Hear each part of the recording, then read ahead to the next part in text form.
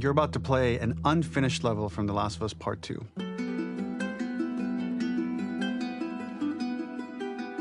The reason we added this section is there are a few sequences, and we picked the 3 of the best ones, that we cut from the game. Often we build a game that's much bigger than what ends up being the final product. They were months away from being finished, but we wanted to give you an insight of what it's like when we built the game, because often we have this whole thing constructed and it doesn't have final art or audio or dialogue. And here you get to see the building blocks of what it's like when we first string a bunch of these levels together. This is the intro to the first deleted level, and this one is the roughest of the 3. We wanted to show more of how Jackson operates. So this is the festival where Ellie ultimately kisses Dina. This sequence would have come very late in the game as a flashback sequence while you're in the farm with Dina. And we wanted to show what is the rest of Jackson doing, and wanted to put on the stick, make it interactive. So you could see when you're outside, there are all these almost like carnival games that you can play. You could mix drinks, you could play with these kids that are playing a sort of clicker Marco Polo, sit down and listen to conversations. And all the different interactions were first or second pass, very, very early passes. The building blocks are there, but nothing is final. And ultimately, while we were very excited by this sequence, it's pretty fun and lighthearted. It just slowed things too much as we're barreling towards the end of the story at this point. So again, reminder, rough, missing audio, missing animation, missing gameplay tweaks, missing dialogue, but pretty representative of what it would have been. So enjoy.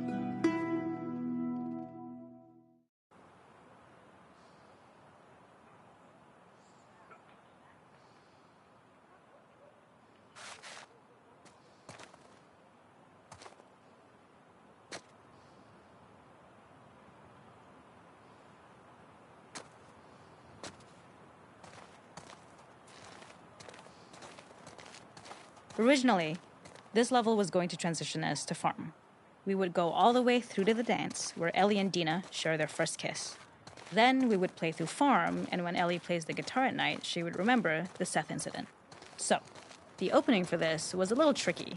We needed it to match at least a little what you might expect emotionally coming from prior beats. Something we really wanted to do was highlight the way their lives had turned upside down since she went down this path.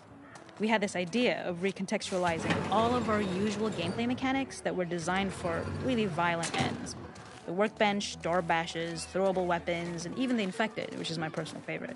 Peppered throughout the level are moments of levity or shared history, all the while seeing how happy and mundane they all were before her huge revenge odyssey.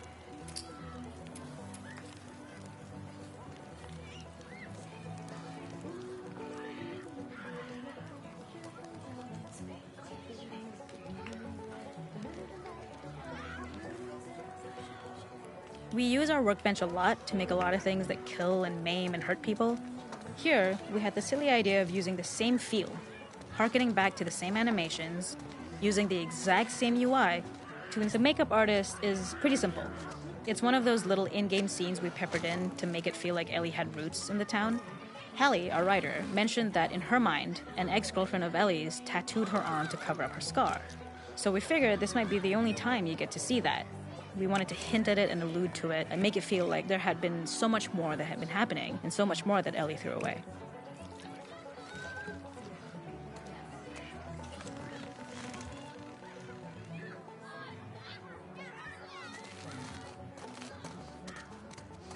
It is not a festival without one of these throwing games. This one, of course, uses our throwable system where you're often chucking explosive things or stunning things, but for a more wholesome purpose, although some people take this game really seriously. A fun aspect of this is if you did well, you could win a toy here. Ellie would place it in her pocket. If you had done this, you'd find the toy with JJ, the baby, later back at the farm. When we cut this, the toy made it through anyway. This is one of my favorite sections because I think that it achieves both the slice-of-life aspect of Jackson while also being a stark reminder of how dark the world that they live in really, really is. To attract attention and curiosity, one of the kids was supposed to make this adorable, messed up little clicker impression, and the others would giggle.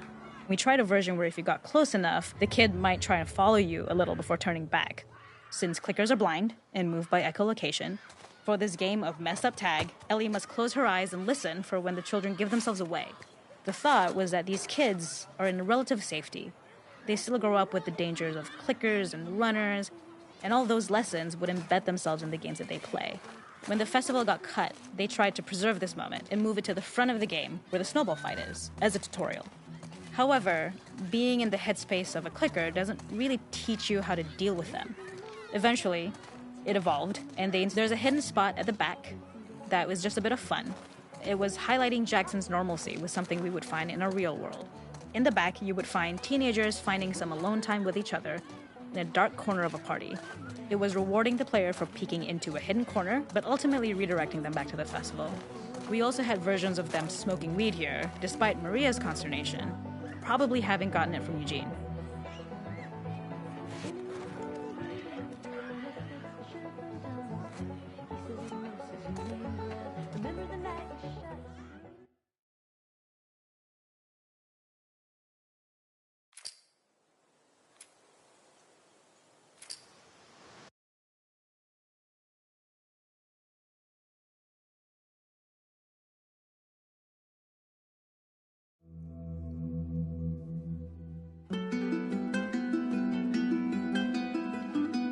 In this second deleted level, which is an extended sequence of the sewers in Seattle, this comes on the heels of where Ellie goes into a building and she survives an attack by stalkers and gets thrown out of a window and gets swept away by the current. And then we cut this section that used to be there in the final game. Now you will get to play it. So this was a way to get a bit more interesting puzzles, interesting traversal, figure out how Ellie can navigate the sewers with the fighting current. Ultimately, with a lot of these levels and these sequences, the reason why we cut them more for pacing purposes. But here it is for you in this very kind of raw form that part of it will feel finished, parts of it will feel like assets are missing as far as audio, animation won't be final. But it's a glimpse into what a game looks like when it's months away from finishing. Enjoy.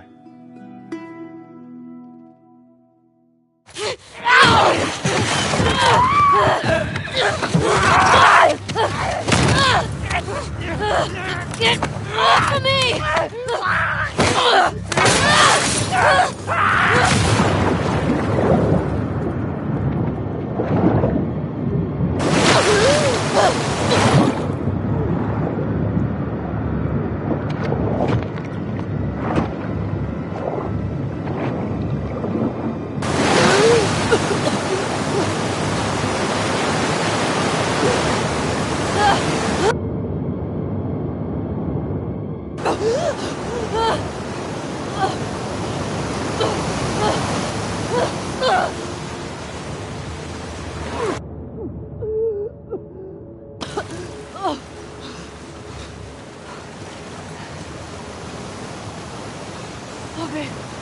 Okay.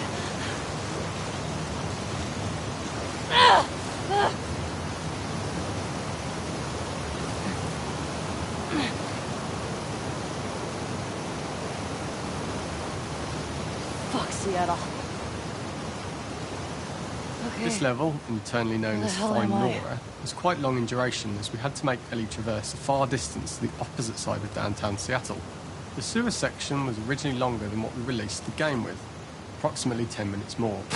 This was one of the few areas of the game that used waterflow as part of the traversal puzzle. The player has to go upstream to use the current to get to the platform to reach the other side. We mostly cut this mechanic game wide, however it remained in essence in the section swimming to the aquarium as Ellie when you were avoiding the waves. When players reach the doorway and enter into the room, they're faced with a dead end. What have we got here? The real reason for this dead-end room is that on the reversal, when exiting back out of the doorway, players are faced with the route onwards. A pipe that they'd not been able to see when they were swept past it on the way in, and something that was hidden from view when on the side platforms. The intention here being that the only option is to go off the standard path in order to search for a way out. Get me the hell out of here.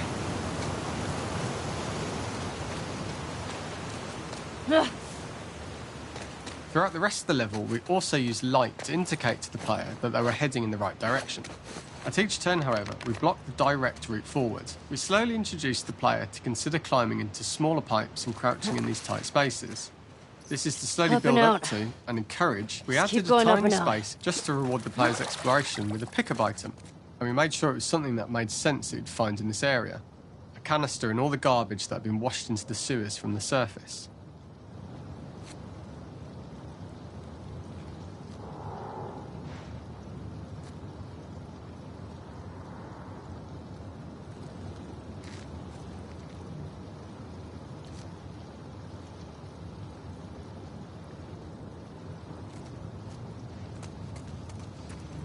We loved the idea of making Ellie prone through a tiny, dirty pipe in order to get out, as it was a great opportunity to use our prone mechanic.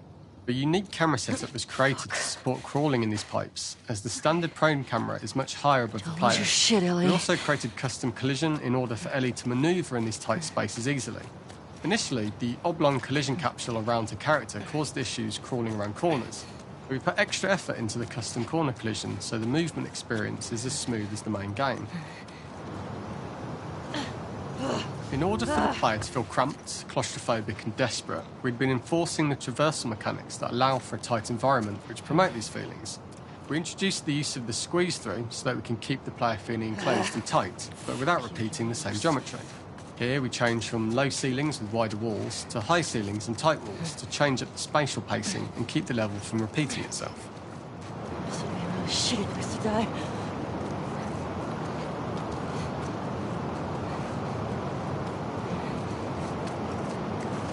Originally, we had the waterline much higher here, so players had to swim through. As we surface from the water and over the crest of the slope, we reveal what is further in this tunnel. A clicker that has sprouted and the fungus has grown on the sides of the pipe.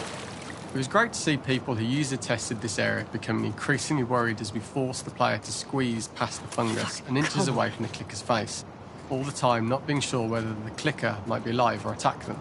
Although we aren't as cruel as to force a clicker attack in such close proximity, we do have a payoff for this moment. This clicker momentarily turned into Joel to show Ellie's PTSD from what happened to Joel at the start of the game.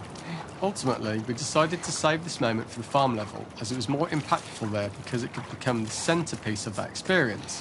Whereas in the sewers, we weren't able to make it as much of a narrative point and give it the breathing room and reaction time that it deserves, given the tight space.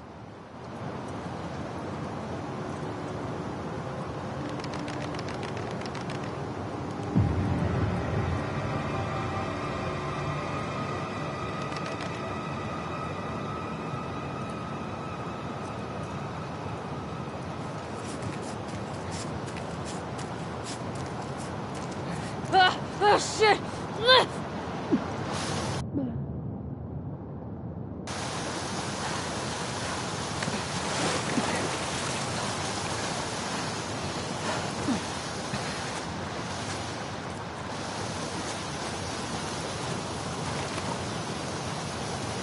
For the final section, we eventually opened you out into a wider area as you traverse through such tight spaces leading up to this.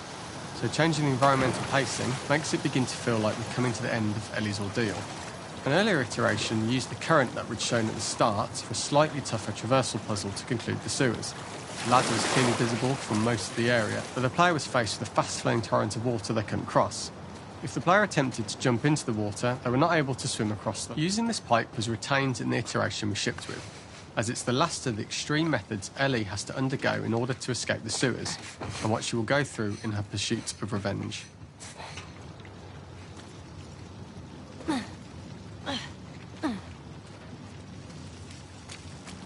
The last ladder climb is quite lengthy, and although we could have trimmed it down to a shorter climb, we liked how this last segment of the journey built anticipation for whether there was success at the top or not after all you've been through.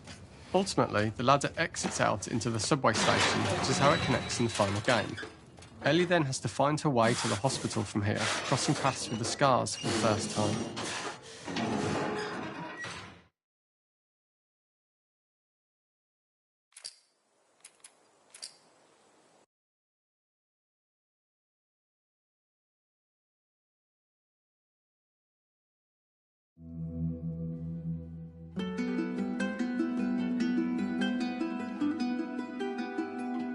For this third and final deleted level, what we call the boar hunt sequence, this was a sequence pretty late in the game. It was right after the whole Seattle Abby sequence where Abby spares Ellie.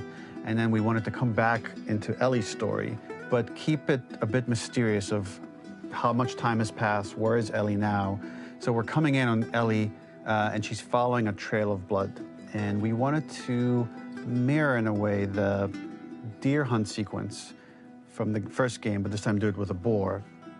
And there's something with Ellie that now she can't let go of this violence. She's pursuing it, even against this innocent animal. This was another opportunity to show how the violence that Ellie has experienced, the violence that she witnessed being afflicted onto Joel, is still sticking with her, and she's still experiencing these PTSD moments. This was a sequence that was pretty far along and was cut pretty late in production. Parts of it are still really rough, but the gameplay, the building blocks were all there. I think you'll have fun to see, like, again, a rough, unfinished sequence that you can play. You can see all the way to the end, and including a cinematic that we end up cutting. And the remnants of the sequence ended up being mentioned in Ellie's journal. So this part of the story that we developed still made its way into the game as kind of optional stuff that you could read about, but here you get to experience it. So as a reminder, this is pretty rough, months away from being finished, but you get to see it now.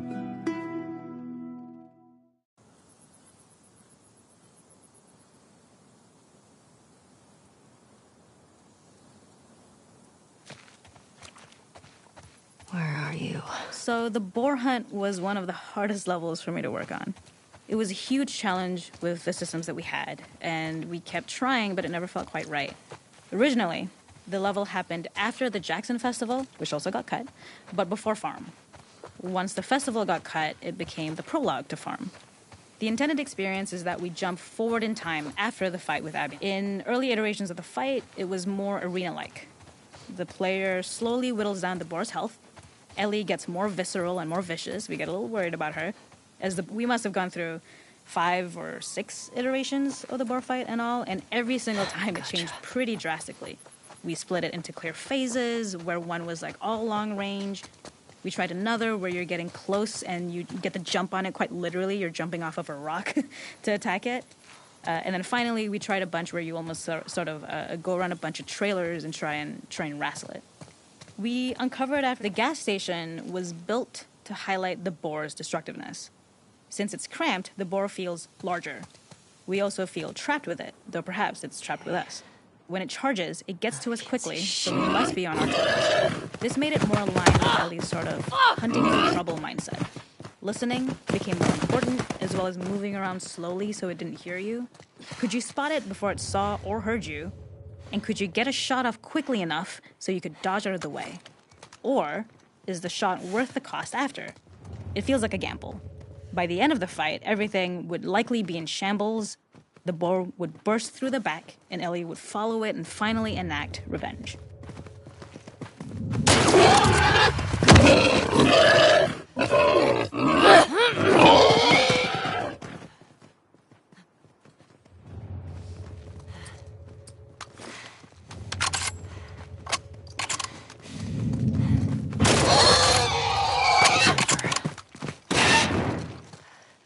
Nowhere to run.